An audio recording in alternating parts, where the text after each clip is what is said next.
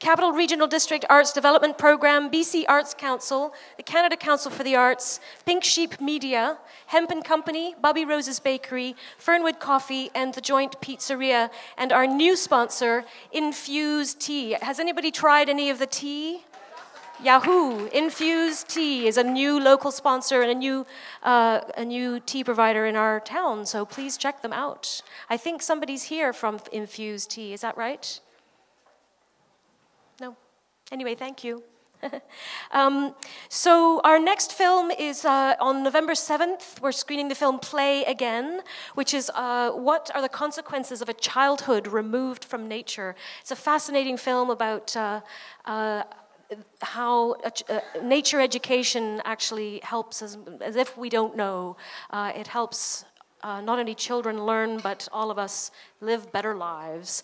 So we're doing that in collaboration with Habitat Acquisition Trust, and I believe, is somebody here from Habitat Acquisition Trust still? Hello, hello, welcome, thanks for coming. Yahoo! So there is a handbill on your table about that. If you didn't find one, there is one here on the table here. Your feedback forms, we really welcome your feedback. It's very useful for us, so please do let us know what we're doing well and what we could do better. And do find us on opencinema.ca, on Facebook, and on Twitter. So now I would like to introduce Alan Dolan, who is going to be our moderator for this evening.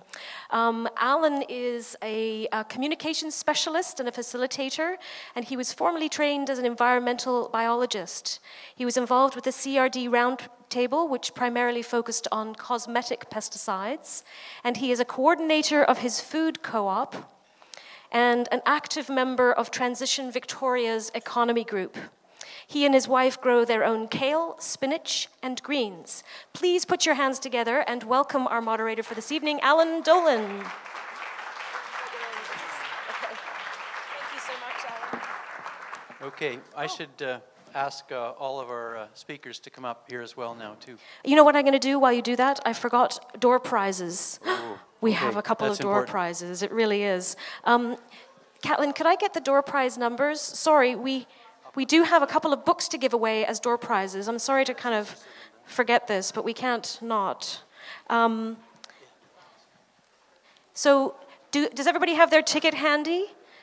So we have a copy of All the Dirt that Robin Tunnicliffe and Heather Stretch wrote. And maybe you can pull the door prize number for a copy of the last three numbers, 168? 168 are the last three numbers. 168, do we have a 168 in the house? Going on? Yes, we do. Wonderful. So here we go. And we also have a copy of, that's fine, thank you. We also have a copy of Rona McAdams' Digging the City, an urban agricultural manifesto. So maybe I could get Heidi to pick the number. I'll read it. The last three numbers are 641. Do we have a 641 in the house? 641, last three numbers. No? Yes? Going once? Twice? Could we have the house lights down a little bit, please, Kirk? Just a little. Not the house lights, sorry, the spots. I'm going to pull another one. 622. Oh, good. That sounded very positive and affirmative. Thank you very much. Thank you. And one more door prize, if I could lift this up from here. Sorry, I'm in the middle of it. Is a T-shirt and a bag of Symphony of the Soil. And the number is 621. Oh! Okay, come and get your loot. Rigged, rigged. Thank you so much. Okay, sorry for that slight hiccup in our proceedings here. Thank you so much. Thank you. Thank you. No, that's fine. Okay. And now, over to Alan. Thank you so much. The prizes are important. Okay. Hi, everybody. Everybody got pizza and cake and all you need. So the trick about this part is that we have a number of interesting speakers, and we have the filmmaker here tonight, and trying to balance hearing from them, but also hearing from all of you. And then we're also balancing it with the virtual Twitterverse, which is coming in on the screen up there. So I have a couple of people, Angela and Mary Lou back there, who are sort of feeding the Twitter feed, and so that's where some of the questions and comments will come from, and some will come from all of you. So keeping that balance is my challenge right now. So just before we get going, so and we hope that this can be, and maybe you've heard this before if you've been here a lot before, that it's more of a conversation. It's not just a question and answer, but it's a conversation, and so we have that's what we're trying to make happen here anyway. So brevity is important, and need I say more? And at times I may be somewhat assertive in terms of making sure that there's brevity is happening around the room. And a technical note for people up here is that microphone is yours and this is mine and you can't have it. And you need to speak fairly close to it to make it work. So that's all what I need to know. So I'm going to start, and Mandy already introduced Deborah, but it is, I do repeat, really an honor to have you up here and come up for the film and for this Canadian premiere. It's really great to have the filmmaker here. The filmmaker's not always here, and that's kind of special. And so I'm going to just sort of let each of you talk a little bit, and I'm going to sort of start it off with a kind of a question for each of you, and we're looking at sort of 3 to 4 minutes kind of thing. There we were being aggressive about brevity. I guess the question that came to mind for me when I was watching the film, and it's a beautiful film, really quite a mixture of a lot of information, but beautiful cinematography and quite incredible music too. I really enjoyed the music in the film too. All those kind of added to the dimension of it. But you said at the beginning that you decided you wanted to make a film about soil, and I guess what I was wondering as I watched the film and as the film kind of grew, no pun intended, your sense of what the film was going to be at the beginning, was it, how did that change as you made the film and as you sort of, when you got to the end of the film, how did that change? Well, as I said, I didn't really know anything about soil. And since I'd made The Future of Food, which is about agriculture and genetic engineering and food, and I'd spent quite a lot of time traveling around the country and around the world with it because it's such an important issue and it's such a timely issue, that I automatically assumed soil agriculture, what can we get out of it, what's in it for us? And so I just kind of had that as a given. And as I started learning about soil and reading soil books and talking to soil scientists, I made friends with a really senior soil scientist who's at UC Davis. And at one point she said to me, even though she has some very top level jobs in agriculture, in California in the San Joaquin Valley, which grows more food than any place in the world, she said to me, I don't even think of soil as an agricultural medium, even though she's done tons of papers on that. And I kind of became, of that mind, where I stopped seeing what do we get out of it, what's in it for us, and saw soil as its own realm.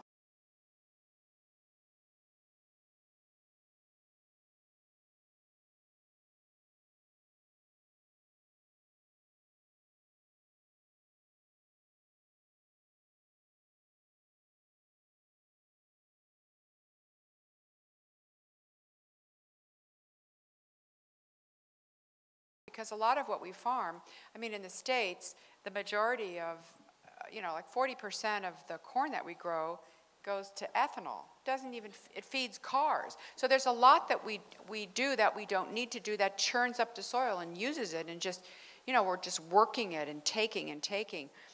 But good agriculture, healthy agriculture gives back to the soil.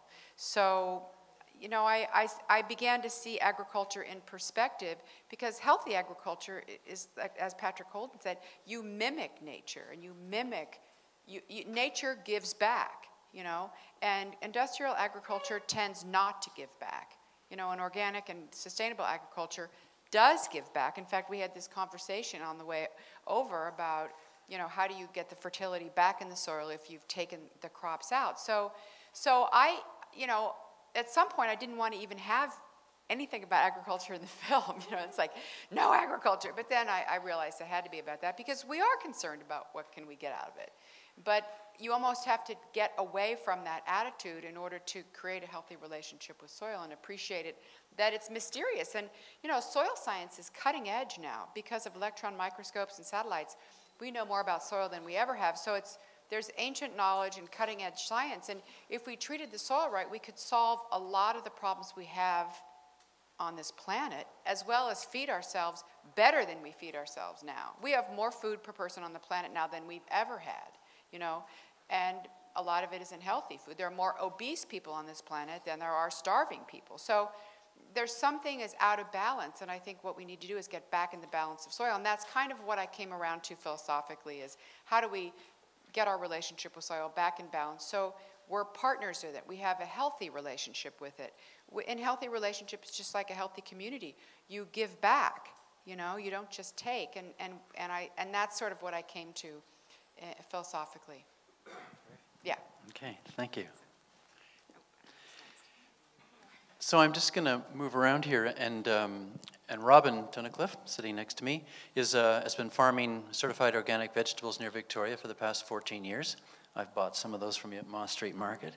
And she makes her living selling vegetables in restaurants and grocery stores and farmers markets and through a home delivery program. And that's what she started with 2 other farmers, Saanich Organics, a local produce distributor. Robin holds an MA in food policy from the University of Victoria, and she's a frequent contributor to farming journals and magazines, and she's been invited to speak at many organic farming conferences.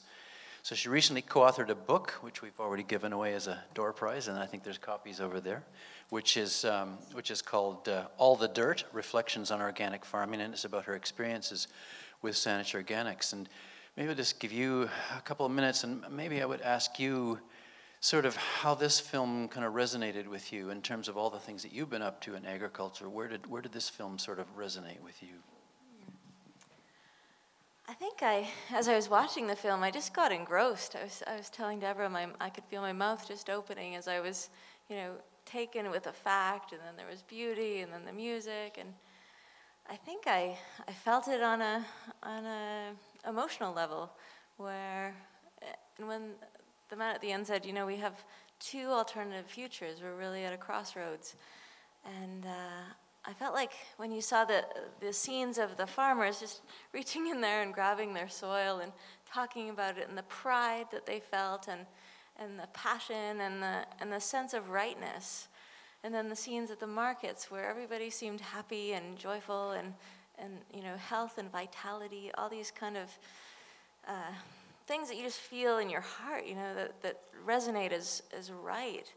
And then the scenes of the erosion, and the story of the man talking about how he had to shovel the mud out of his basement every year, and that was just a fact of life.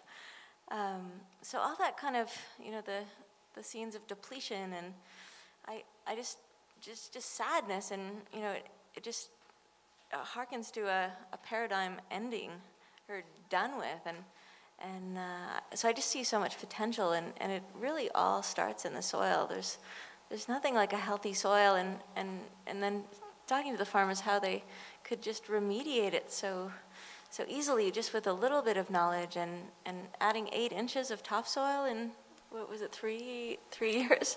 It's pretty incredible, pretty hopeful. So I feel like, when we care for the soil, there's really a hopeful future.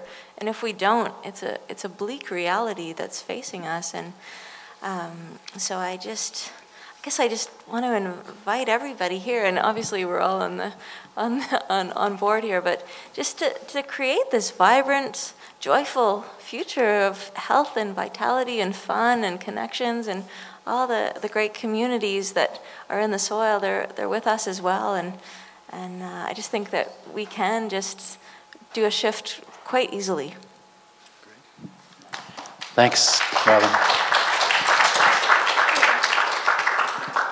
And Heidi Hermeri is the founder and president of Gaia College, and she's been very involved in education around agriculture and farming, and around soil and all of those sorts of things. She's also the founder of SOUL, the Society for Organic Urban Land Care, and she's the author of Working with Nature, Shifting Paradigms in Organic Gardening, Seeing and Doing Things Differently.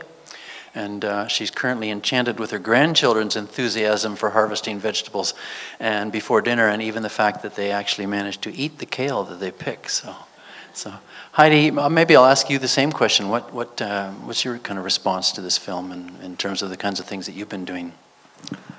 Oh, I just really, really want to thank you for creating this incredible piece of information for ordinary people, well, which I'm one of them, right? To see the complexity of what soil is. And more than that, what really came clear to me is that we're talking about a huge shift in how we look at the world, from one of exploitation, taking, grabbing, growing commodities, right, to working with something, collaborating with something, in this case the soil, the environment, the other living organisms that are there, and creating health. So we're looking at creating totally different products in the future, right? We're looking at creating health for everybody, not just ourselves, but also health for the soil, health for the animals, health for the plants, versus simply looking at the monetary aspect of something, because that's really what industrial agriculture is all about. How much money can we get for what we're taking from the environment? And that's where the big shift comes in for me, and that's, I think you portrayed this really, really well, that's where we're going. And you did this with so much, I'd say such elegance, not pushing it down anybody's throat, but making it so apparent, so obvious that that's what's going to happen. And not that difficult either. I also, really listened to that 8 inches of topsoil in just a few years, and I said, yes, I have seen that. I have also done that. And it doesn't take that much.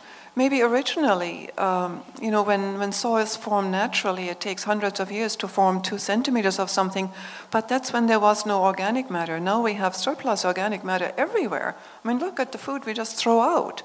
If that just simply all went back into the soil, we'd have the most fabulous soil you could possibly imagine.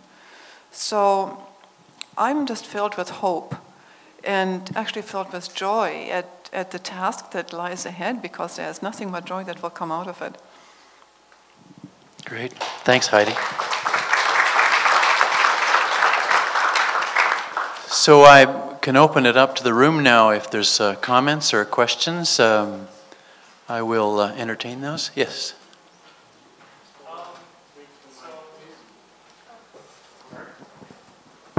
Sorry, I pointed here first. Oh, the microphone. Sorry, I forgot about the microphone. So I think I speak for everyone in the house when I say that was absolutely great. Like, I was blown away by it. It got me thinking, though, that I think we all agree that in the coming years, food is going to become much more local, if for no other reason that we just won't have the oil to grow food far away and bring it over here. So we're going to have to produce what we eat closer to home. In the first part of the film, it was talking about all the different types of soil, prairie, forest, that kind of thing. And we, of course, have forest soil. That's where we live. And prairie soil is the most productive. And then it got me thinking that we would have a hard time growing the traditional agricultural crops here, like corn and wheat and soy, because we don't have the soil for it. We won't be able to grow it far away and bring it in here. So what are we going to be growing here to feed us throughout the year? And I think we can also agree that agriculture in the future is going to have to adapt to local ecologies and climates, so it'll be very different from place to place. And we live in a very unique part of the world. And so I'm just a little curious and somewhat concerned about what we're going to be producing to feed ourselves here, because a lot of what we saw in the film was sort of traditional field agriculture, and we don't have fields here, and we obviously can't clear cut our forests to turn into fields. So I think we need to have a discussion about what we can produce here. Yeah, so anyway. Okay, thanks. Anybody want to take a stab at that? As somebody that produces here? It is a good question. I think we have to think in terms of what can our soil produce rather than what do we want to eat. And then what can our ecosystems produce? I think human ingenuity combined with the productive capacity of soil and our amazing climate here can yield a lot. I think we have to think in terms of what the soil can sustainably produce for us, and then everybody has to get involved as well. I think the days are done where food just arrives on our plate without a whole lot of thought. I think one thing I'm learning a lot about is the productive capacity of seed and how we need seed that's bred to work here. We used to grow a lot of our own food in the wintertime here, and now we don't. And part of that reason is that we have seed that's bred to do well in California, because that's where all the seed production happens. So we don't have seed that's bred specifically for our wet coastal soils, our wet winters, our long, low light conditions. So I think we have to, there's a lot of elements that have to come together for us to recreate a food system, because that's really what we'll have to do, is think about what we can grow here, breed seed to do well here, and then everybody get involved. So I think it is a hopeful future. It looks different, but we have to imagine it together. Yeah, can I add something to that? I think we also need to realize that our diets are going to be more varied. We've become so dependent on 3 or 4 commodity crops, and they've really been pushed down our throat because they've been easy to grow. They're not necessarily really all that nutritious for us. Grains, for instance, are very difficult to digest. And how many people are becoming gluten sensitive these days, right? Corn, how many people are allergic to corn? How many people are allergic to peanuts? These are a whole bunch of crops that have been simply mass produced because they're cheap to produce and easy to store and easy to distribute. But how many hundreds, how many thousands of other food crops are there that we could be growing? We just don't know about them. So I actually think the future holds all kinds of excitement and beautiful new foods and more, just more wonderful diets. Yeah. I'll just add something to that. Near where I live in Mendocino County, it's really a lot of forest too, and there are farmers up there that are experimenting with certain types of wheat that can grow there, which are different than the kind of wheat that would grow in Kansas or Iowa. I mean, these grains, they're sort of going back to these, like they've referred to, going back to varieties that aren't suited for the big chemical commercial kind of scale, but they're suitable for small scale or smaller scale.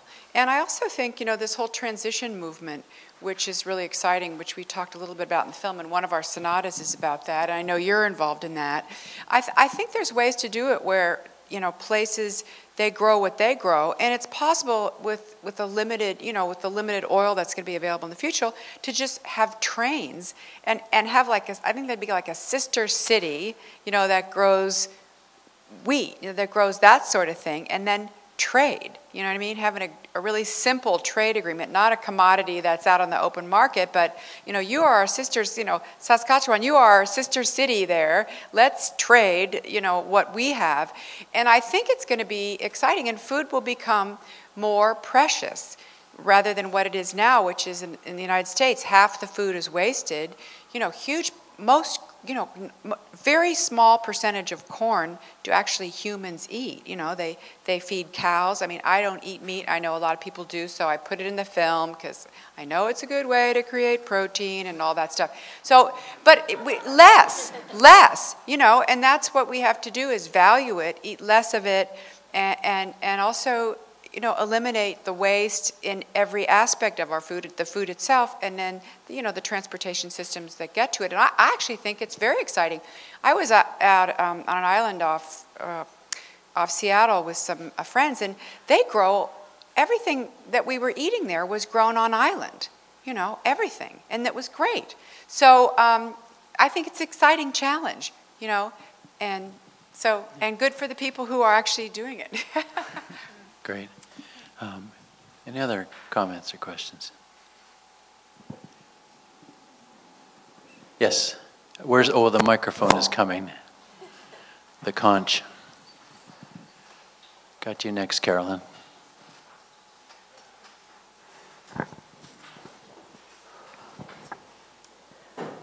What a great movie. Thank you. It was, and you covered so many topics. And I'm really fascinated by the interaction between us and the dirt. So one of my own personal areas of interest is how our inner ecology interacts with the ecology of the soil. And I wondered if at any point in your research for the film you learned anything about humanure or other ways to use our own bodies to put inputs into the soil. Well, one thing that interested me was this idea that the microorganisms in the soil digest and recycle life, and we enclose that in our bodies, you know, so our digestive system does for us what soil does for the planet, which is such a cool thing, which is why we need those, you know, friendly microorganisms that break things down. As far as humanure goes, and I've actually spoken at a conference that deals with sewage and, you know, should we put it in compost and stuff. And I think the problem with that is that if we lived in a really natural state, that would be different than it is now with so many chemicals and heavy metals and pharmaceuticals. And so even in sewage systems, you find these things are not removed from the sewage. They're in the sewage in really intense quantities. And then in the United States, because of politics, basically, you can put that in compost and call it organic and sell it because it kind of got in before the standards. And so it's kind of there's a battle going on there because it looks organic and they give it away free to schools, but there's all kinds of toxins in there. So, and I also know that there's programs where they pick up the humanure, you know, and they're going to recycle it. And apparently there is a place in Germany that does recycle sewage, and of course, because they're Germans and totally together, they actually can pull those toxins out and reuse all those, you know, all that fertility, you know, all that stuff that's in there because we are wasting it. And then, you know, again, my friend who's a soil scientist, she deals a lot with getting fertility back in the soil in Africa, and liquid is much easier to use, you know, and get the nutrients out of it than the solid. But, you know, I think as long as we have so many toxins in our environment and people are taking so many medications, so you end up with actual Prozac in the sewage, in the compost that's labeled organic, but the word they use is biosolids. So in the United States, the key is if you have biosolids in your organic compost, you don't want to use it because that's sewage sludge. And the toxins in there are extremely, you know, they're very dense. And it's a huge controversy because cities have all this sewage and they have to get rid of it. So great, they put it in a bag and they sell it. So if they did sell it, it would be toxic waste. But they put it in a bag so it's no longer waste. They're selling it, so then it's okay. It's a huge controversy, and some people know about it, like me, because I gave a keynote at their conference and found out about it, that because my friends are saying, what are you doing? You know what those people do? Organic compost, it has all this stuff in it. So I think it has to do with, if we ate a really pure diet and lived in the Garden of Eden, that would be one thing, but unfortunately, it's a different story. Do you guys have anything to add to that? I think I'm going to move along. I don't think I'll tell you what we do with our sewage. We don't put it in bags anyway. I think Carolyn had her hand up. Did you not?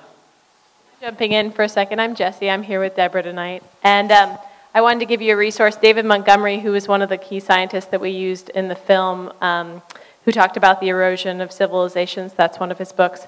His next book that he's writing with his wife, who's she's a public health person now, kind of transitioning into it, is going to be about how society in the United States, tracking the development of society, how we treat our insides, our intestinal system and everything on the inside of our body, with our soil. So it's going to be tracking the two of those things, like the move towards sterility of the soil and also sterility of everything around us. So David Montgomery, look for that. It's going to be his next publication.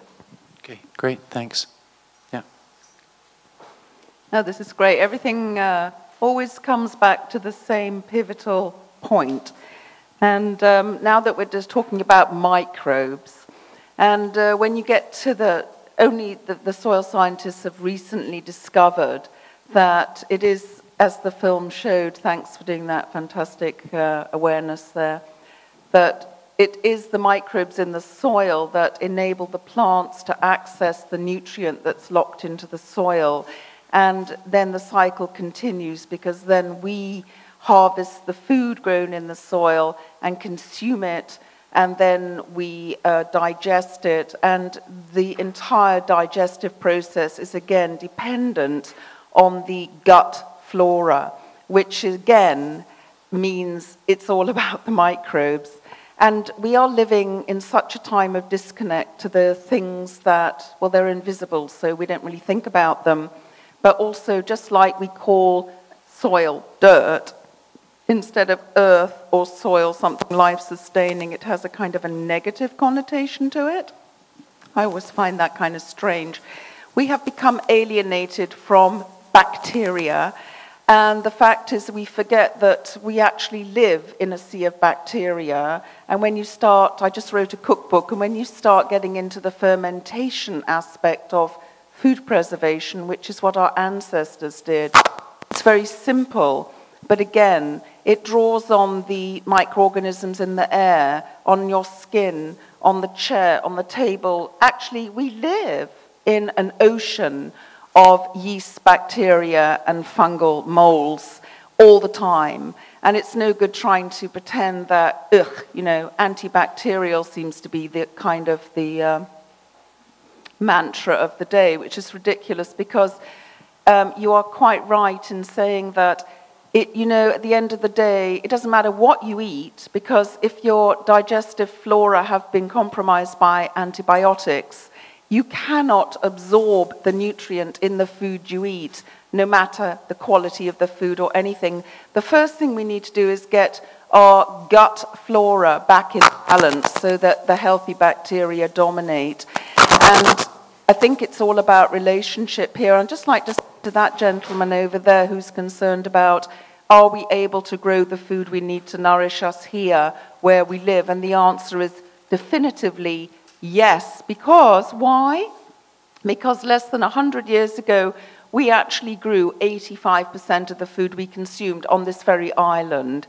And there is absolutely no reason why we can't turn those fertile fields back into food production. For example, the grains, if you're wondering, a local farmer, we need the good news stories too. We need to know that a local central Saanich farmer had 100 acres of grains under cultivation this year and has been harvesting those grains with a combine harvester that he bought onto the island from the prairies, and is distributing those grains to the bakers so that now we can eat local bread. And it is coming back. Why?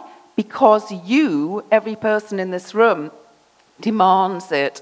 So don't stop demanding that we are fed real food, because only when we do keep the pressure up are we going to make that shift away from the biotech future that haunts us all. Thanks, Carolyn. Are we hearing anything from the virtual world? No, the virtual world is very quiet. The virtual world is very quiet. Okay, okay. Any other comments or questions out there in real land? Down here in the front. What you said about, you know, the demand of the consumer for local, and we've seen that, and we've seen the advantages coming from that. I think the consumer needs to start demanding organic now as well. So many of the berries and things produced on this island are sprayed with herbicides, and we saw from what Deborah told us about what the herbicides do to all the soil and everything around it. And you can see those orange hills in Saanich in the springtime on the asparagus and berries. And, you know, I think we need to demand from our farmers, because as we grow more local, if we don't demand that they move away from the herbicides, we end up with more herbicides in our water and in our soil, and we're destroying our soil with the demand for local unless we turn to organic. Okay, thanks. I think I had one just a little bit over this way a little bit. Right there? Yeah.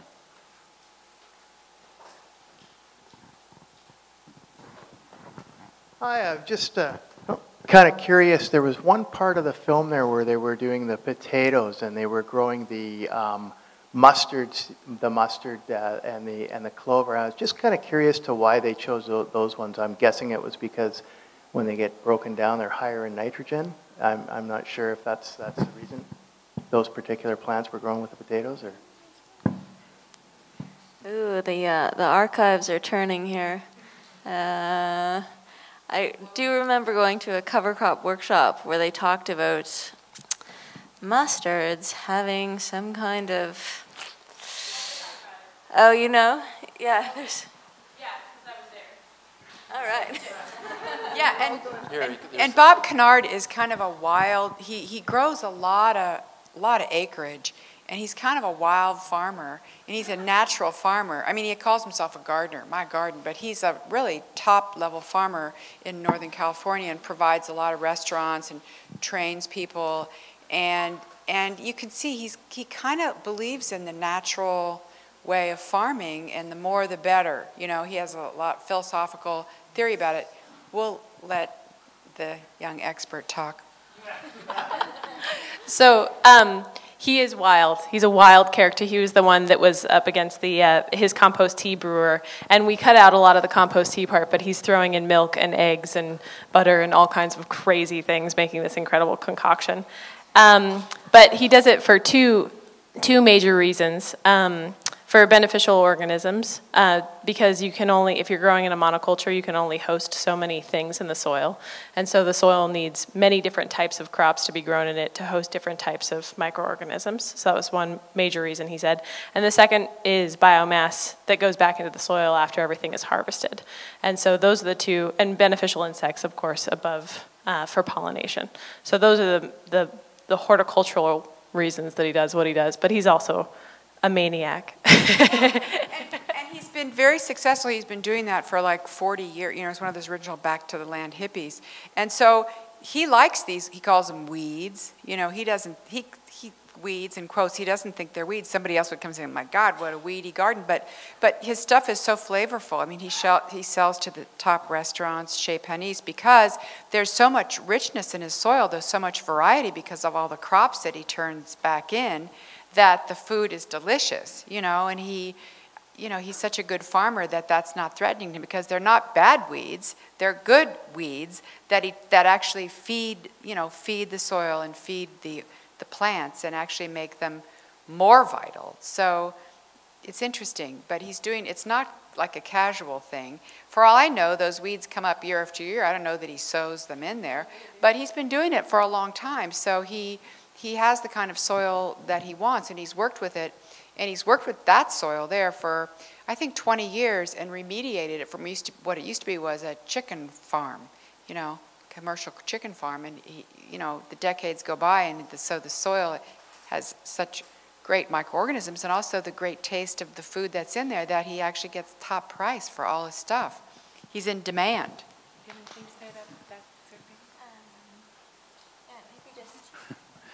The reason we don't do the mustards is that we have a soil fungus called clubroot. So we can't do the mustards as a companion plant, but we do a lot of companion plants here. Great, thanks. Over here. Thank you for that wonderful film. I'm a spin farmer in backyards around Victoria. And I find it's one of the most complicated things I have to do is I have 14 backyards and 14 different types of soil. And it's been extremely challenging to try and figure out each one and how it works. I just get one and I find the right recipe and that seems to work, but it doesn't work in the other ones. So I'm now moving into my mulching and composting building season and my reading season. So I'm looking for 3 of your best soil books that you would recommend that I have by my bedside over the winter to study. Well, she just wrote one. I have that book. I think it's, all soil is local. Soil is local. That's why I had so much California soil in the film. That's my local. And so I think these guys grow here and they know what works here. And I think they could maybe advise you and also I think that in the States they have good people that can help you that know about your local soil and what grows well there. These farmers organizations, organic farmers organizations, where they trade information about what works and what doesn't. Robin, did you want to? You teach it, so Yeah, I teach it, right? Can I flog my course? Yeah, I think you need to know more about the basics of what makes soil, how soil arises. And yeah, you do need some soil science. You studied some soil science, but you probably studied the conventional soil science. I don't know. I wrote a book. We use it as a textbook because when we developed our organic horticulture courses, there was nothing out there that we could actually use as a textbook. So that's the one I wrote. I think you might want to check out. It's called Working with Nature Shifting Paradigms. It's all about soil. It's all about creating health in soil, in plants, in humans. It's available through the Organic Gardener's Pantry if you're looking for a source. But I think more importantly, you might want to... sorry? The title is Working with Nature Shifting Paradigms. That's the big scientific book with the 800 scientific references, so nobody ever would think that it's not science-based. That's the name of my book. That's that's the big book. The little book is called Organic. What's it called? Christina, what's my little book called? The Essence of Organic Gardening, right? Oh, good. But that doesn't have all the scientific references in it, so it's more like a little book for just to get a taste. I really would like to urge everybody to think about getting some more in-depth education, and whether it's from us or from somebody else, it really doesn't matter. But what we're talking about here, going into the future, we're going to all have to go through a really huge paradigm shift and horticulturally, I run into this all the time. I talk to people, so I already practice integrated pest management, which means, I'm already not using pesticides, but I'm practicing integrated pest management, and said, do you realize what you're talking about, what you're saying? Because what we really need to do is we need to shift from pest management to health management. I'll relate you a tiny little story. A few years ago, I accompanied my husband to a doctor's office, and I was just sitting there, and I picked up a book, just one of those magazines, because I had nothing to do, and I read through this, and all it said was disease management, disease management, disease management. I said, this can't be true. I'm in a doctor's office. We're coming here to become healthy. Where's the word health? Well, it wasn't in that magazine. It wasn't in another magazine either. I looked through 3 or 4 of these magazines, and I said, oh my God, we have a cultural problem. This isn't just about human health. This is about everything. We're so conditioned to looking to the outside for something to fight, And so we're fighting pests, we're fighting diseases, we're fighting this, we're fighting that, and we've forgotten what health is all about. And that's what this whole re-education that we all need to go through is, that we will all learn to create health again. And of course that starts with the soil, with healthy soil, healthy plants, and so on. And that, I don't think you can really learn from a book, by reading a book. Very few people can do that. So our entire education system needs to change as well, and it is doing that. Did you want to plug your book? Well said. No. Okay. Robin's being humble here, but she has a book as well, which is right over here, right? Was there something back there that you were, no, it's still quiet in the Twitterverse. Just while we're looking for somebody else, one of the things that I noticed in the film, and when some of the farmers picked up the soil and just reveled in it, and it reminded me of another film I saw, which was called The Dirt on Farmer John. And just near the end of that film, he picks it up and starts eating it. and I thought it was sort of heresy at the time, but I don't know, I think about it now and think about what I saw in this film, and I feel, I mean, he was kind of a crazy guy at times, but I think, maybe all the time, but it wasn't such a crazy thing to do, to eat the soil on his farm. But anyway.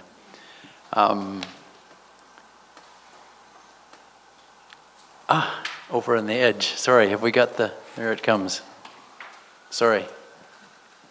Peripheral vision's not working. Sorry. Hello, everyone.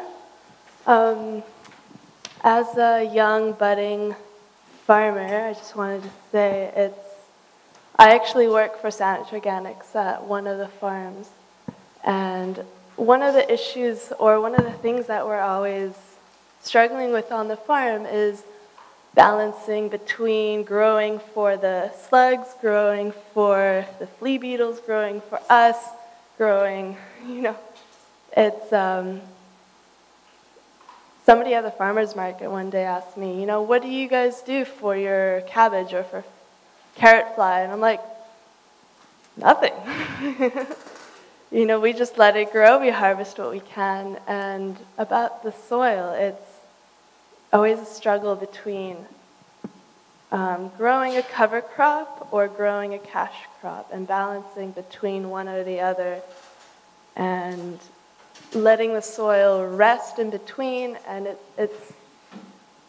there's so many variables. And what you were saying about what can we grow for ourselves here in our soil, it's all about getting to know your soil and what we have here to work with, and going to your local farmers and being like, what are you growing? How are you doing it? Can I apprentice with you for a day and just come check out your farm? And I would recommend everybody to go to a local farm and just see what they're doing. Stick your hand in the dirt, feel it, and get some sunshine and fresh air. Thank you. Okay, thanks.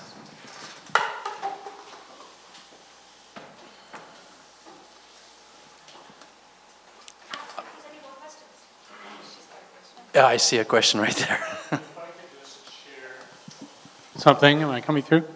I've just finished a book called 1491, and it's an amazingly well-researched tale of basically what the Americas were like before the Europeans arrived. And there's numerous gems throughout the pages. One of them that relates to our discussion tonight has to do with research into soil that was discovered in areas of the Amazon that they thought had always been jungle.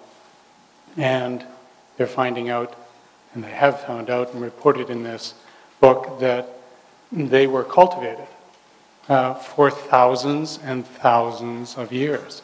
And the three sort of holy grail vegetables that were grown on these plots were beans, corn, and squash. And also there's examples throughout North America where those three crops were grown. Now that's not the Monsanto corn that you see today. They're the native species of corn, hundreds of varieties.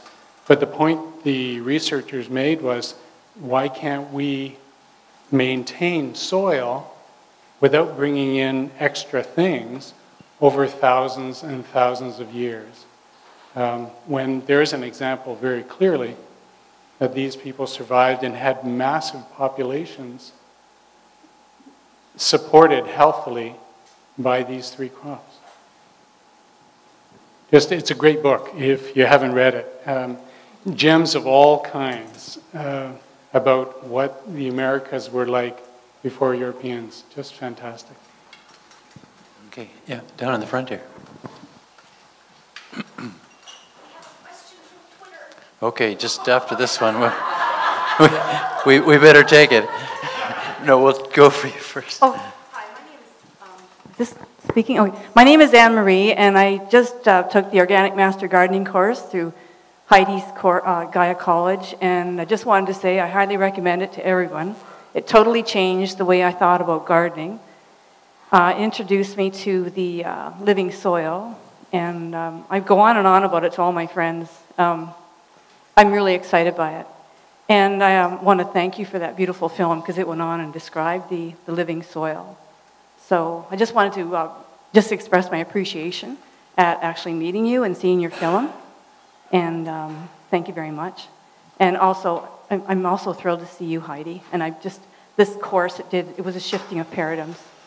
And I highly recommend the course to anyone. Great, thanks. And from the virtual world.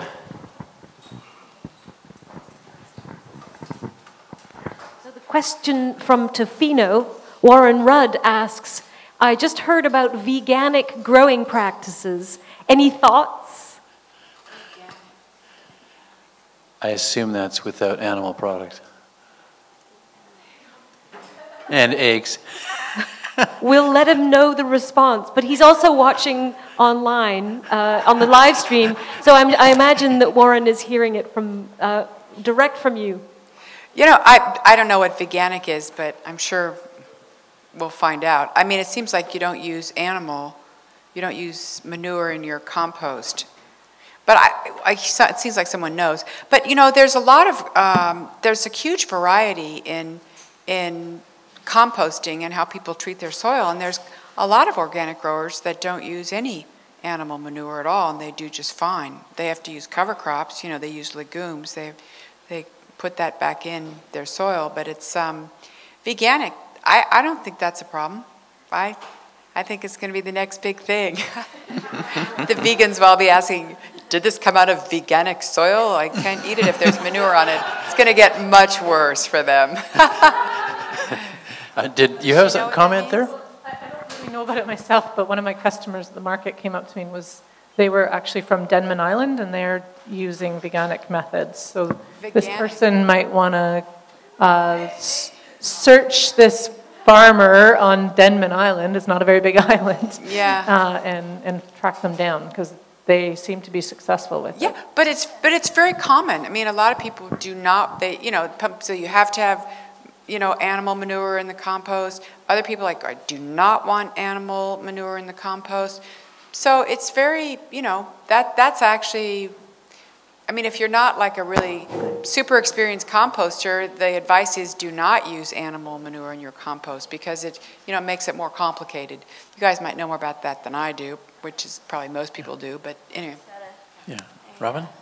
Just a little anecdote. I had to be away from my farm for a year, and I had to leave quickly, and I just I spread clover everywhere, just clover, because I didn't have a lot of time to think about it.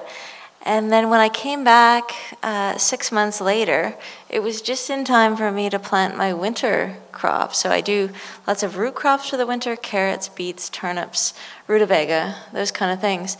And I turned in the clover and planted my root crops, and they all failed because the leaves got so big, because there was so much nitrogen in the soil. And it was a good lesson to me that, these cover crops actually work.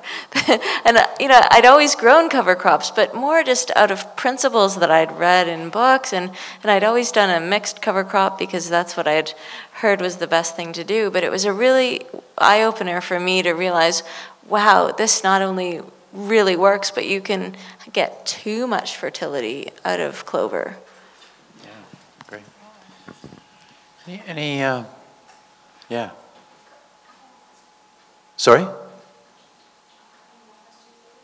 Sure. If there's a couple more, we probably got time for a couple more, and then I know people need to get home.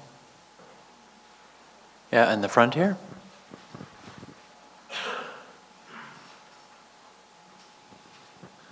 Clearly, industrial agriculture throughout the 1900s has been the dominant way of things. In your travels, have you found anywhere where, say at state or national levels, the government is supporting a return to organic or biodynamic farming? Well, there's actually in Washington State, at Washington State University, which is in eastern Washington, which is incredibly fertile land. That's where the Palouse is that we saw in the film. John Reginald, the soil scientist who was in the film, the guy with the ponytail, at Washington State now, you can get a degree in organic agriculture. And they've just gotten some really good funding in the last year. They got several million dollars to expand their fields and expand their research. So, it's very promising. And I showed this film in Iowa. I was hosted by the Leopold Center after we premiered at the Smithsonian. And there's a group called the Practical Farmers of Iowa. Iowa is just, wall-to-wall corn. They don't grow gardens anymore. They just grow corn and more corn.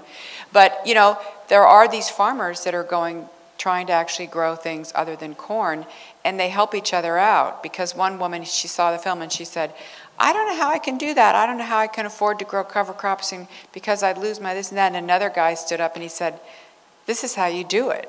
Plant this, then you do this, and you do that. So I think there's a lot of farmer-to-farmer stuff, and there's a lot of young people and a lot of new farmers all over the world, that are doing small farms. They're doing the CSAs, farmers markets. It's not funded, and there's always a battle in the United States about who gets the funding. Of course, the big guys, they have the most money to give the donations, so they get the best, regulations. But, the people are supporting these small farms, and they love it. They love knowing who their farmer is, and they love knowing that it was grown with someone who cared about it and who knows where, So there's a huge movement in this area, but it's not, government policy. Most of the farmers in India are small farmers. Most of the farmers all over the world are small farmers, when you actually break down the numbers. So it's a battle, it's a battle over who gets to do what, but consumers love knowing who their farmer is and that it's grown in a farm with a name and they can visit it. So it's a huge movement. And a lot of young people who are really well educated are choosing to go to farms, work on farms, get apprenticeships, and it's a very exciting time for that. But it's all kind of under the radar because certainly in the United States, the policy is really controlled by the big money, which is big ag, which gets our tax dollars to continue to be dominant. But underneath it is this incredibly vibrant movement that's, people are, like what you guys do, that's exciting, and people just love it, So I don't know if you guys have anything to say about it. One thing I might add, I'm doing some work on Salt Spring Island lately, and I know that the farmers on Salt Spring Island have an argument with the Agricultural Land Commission, because the Land Commission, I believe, says it's not a farm unless it's over 10 acres. And there's some very viable farms of about 5 acres or less on Salt Spring. So there's another little sort of argument going there with the Agricultural Land Commission in BC. So I have a question right there. Yeah, I think maybe we might be going through another green revolution with the GMO crops. I just recently read an article, I think it was an Economist or one of those magazines, and they did this, what let's see how to say it, the profit margins for big farmers and small farmers. You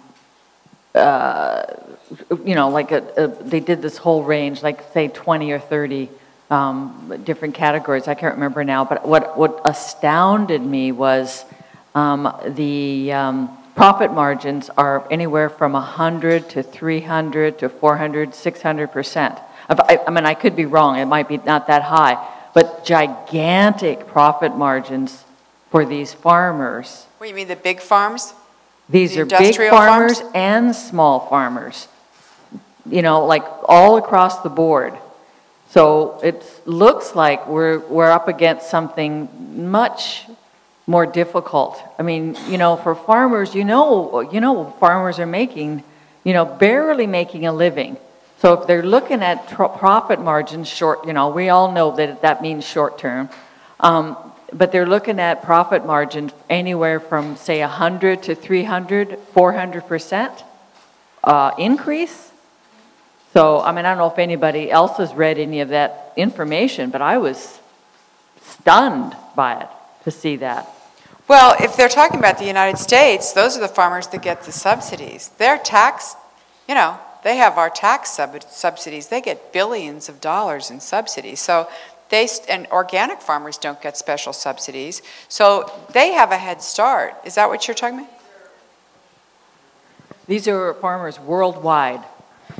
Well, yeah, I mean, you can speak that, but I also feel that there's also, what's happening in the States is that the commodity traders are getting in there and affecting what the price of the crops are. I mean, like Goldman Sachs, you know, there's a lot of manipulation of the market going on.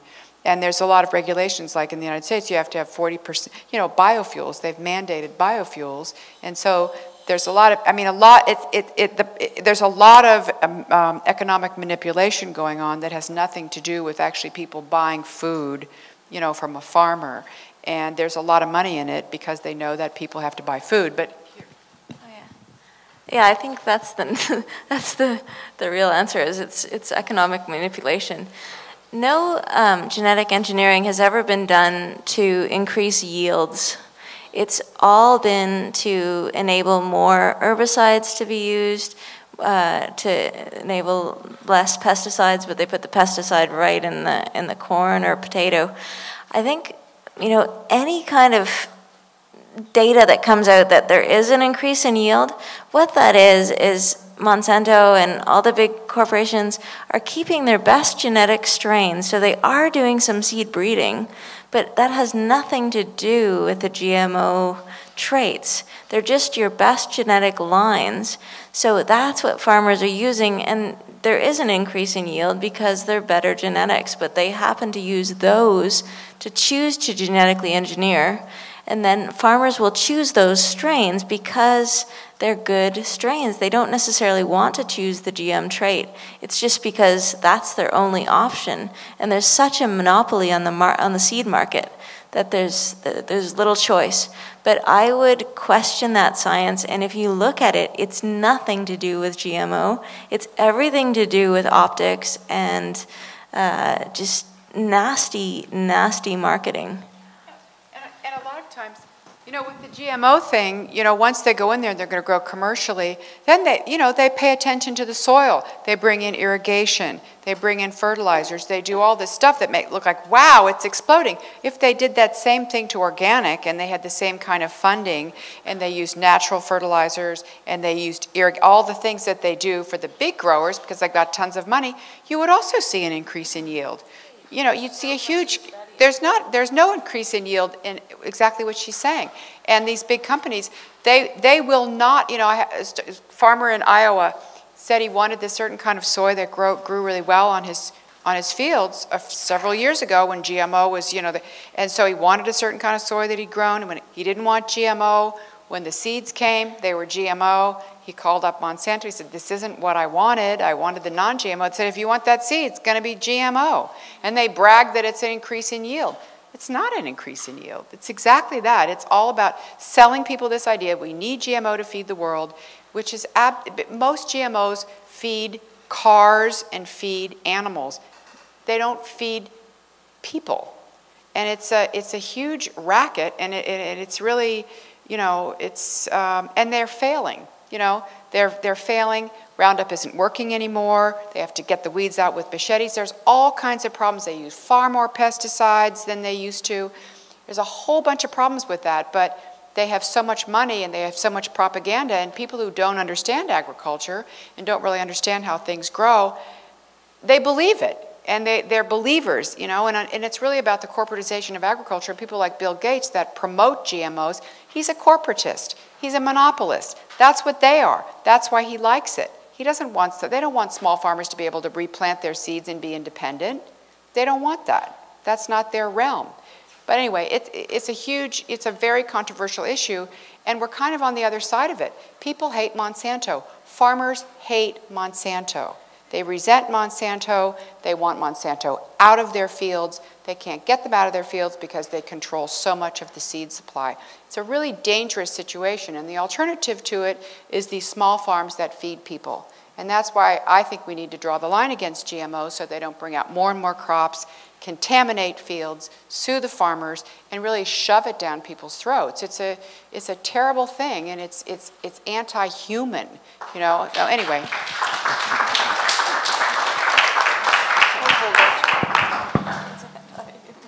Yeah. Thanks, Ellen. I'll keep it short. I'm Todd from HAT, and find it interesting that nobody's mentioned the original culture on this island and how they've farmed it for thousands of years. One gentleman mentioned the Amazon, but we have a lot to learn from our forefathers and from other cultures in particular. We've imported a European style of agriculture to this island, draining the wetlands and farming them. The wetlands were the most productive part of this island. The Asians came here and many decades ago could produce $50,000 out of 1 acre in places like the flats of Colquitt's. But going back even further, we had the Coast Salish people producing fish traps, estuarine root crops, clam gardens, and you know, going into every type of plant community on this island was farmed. Going into wetlands, Wapato, the oak woodlands, acorn harvest. A huge amount of agriculture was going on here, but our forefathers wanted to convince us that this was actually a hand-to-mouth type of system where people just lived off the sea, but that's not true.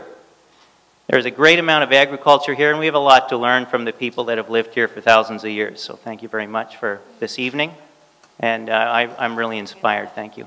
Yeah. Thanks, Todd. Did we have one more? I think we have one more. Carolyn, did you have another one? Yeah. I think we'll make that the last one, and then Mandy wants to say a couple words. You probably are aware that in November, with the US elections, they've added a ballot to the California poll that will say, do you want your food labeled?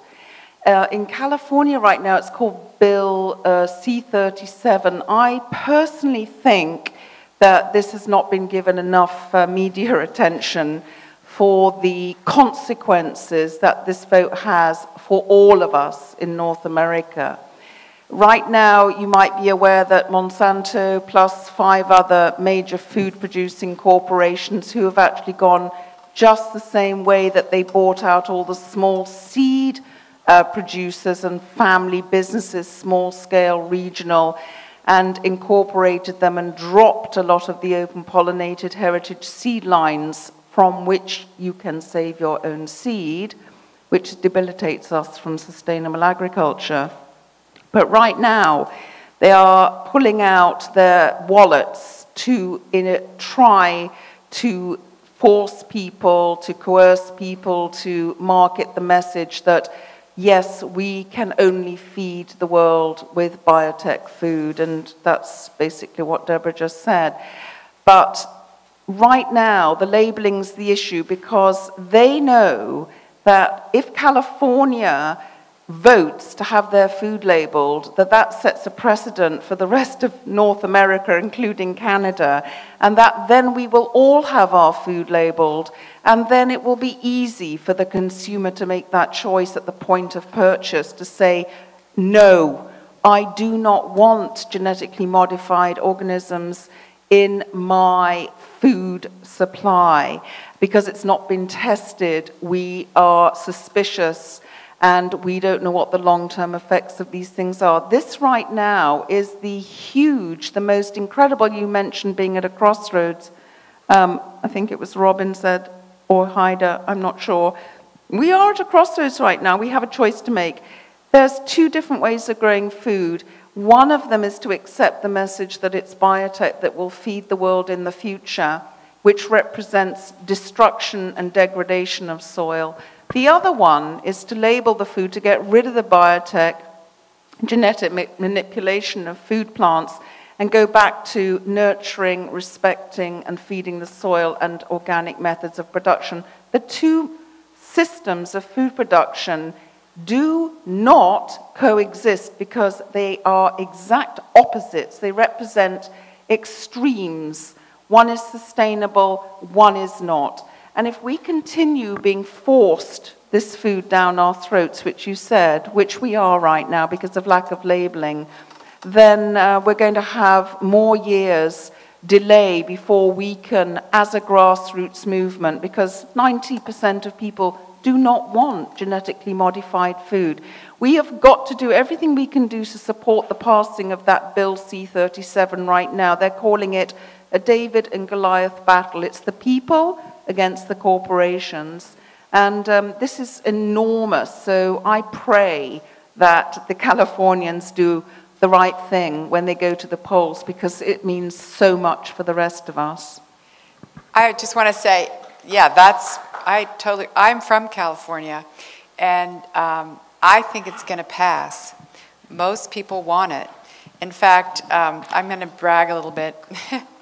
The woman that actually started it, Pam Larry, she actually saw my film, The Future of Food. She's a grandmother, and she got really upset and started crying and said, I'm going to do something. And somehow she got behind this labeling thing, and all these organizations fell in behind her, because somehow it was the right moment. I've been trying to push for a labeling bill for years, because my film, The Future Food, was about all that.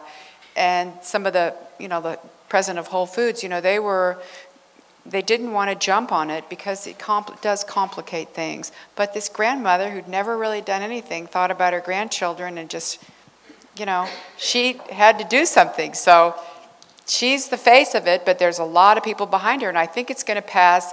And Monsanto's throwing all this fear up, but we're past the point where people believe that corporations are telling the truth and we need them. In fact, the more they push it, the more people go, I don't know. Why should I believe them? Why don't we just put a few words on, a few words on the label, and that is terrifying them so much. What are they hiding? What are they hiding that they don't want us to know that it's there? They should be proud of it. If they think it can feed the world and we're going to need it, be loud and proud so Bill Gates can go buy it. So it is great. It is going to be seismic, and I am so happy about it. And I think it's going to pass. Everybody, I think 2 to 1. 2 to 1 it's going to pass. So, yeah, anyway, it's nice that they know up down here, because in California everybody's walking around going, it's going to pass. We get to vote. Very powerful. Yeah. Great. Okay. Well, I would like to thank everybody up here, in particular Deborah Kuhns-Garcia, for stimulating this evening with this film and the premiere of your film, and I wish you all the best with the film in future showings, and I know it's going to be stimulating more discussions like this. So I particularly thank you, Deborah, for being here and sharing that with us. Yeah. Thank you. And, yeah, okay. Thank you guys. And I'd also like to thank you. Heidi Hermeri from Gaia College and for the things that you brought to us, and Robin Tunnicliffe from Saanich Organics, and a grower on the peninsula, and also an author, both authors of books, and we have other authors of books in this room, and resources and energy, and all of you, and the tweeter in Tofino as well for contributing to this evening and being here and staying for more than 3 hours to talk about something that's obviously very near and dear, and I'm going to pass it over to Mandy. Thanks, I just didn't want you to be sending everybody home. And a big thank you to you, Alan, for moderating. A big round of applause for all of our panelists and for Deborah coming up here. Thank you. So thanks all to you for being here and being part of it, and thanks to Warren and Tofino for closing the virtual loop. And one last thing, Global Village Gifts is a sponsor and offer us gifts for our speakers, so I'm going to let Deborah choose one, and then you can pass it along and each choose one. So a big thank you to our sponsor, Global Village Gifts. So we hope to see you on November 7th, and we wish you happy composting.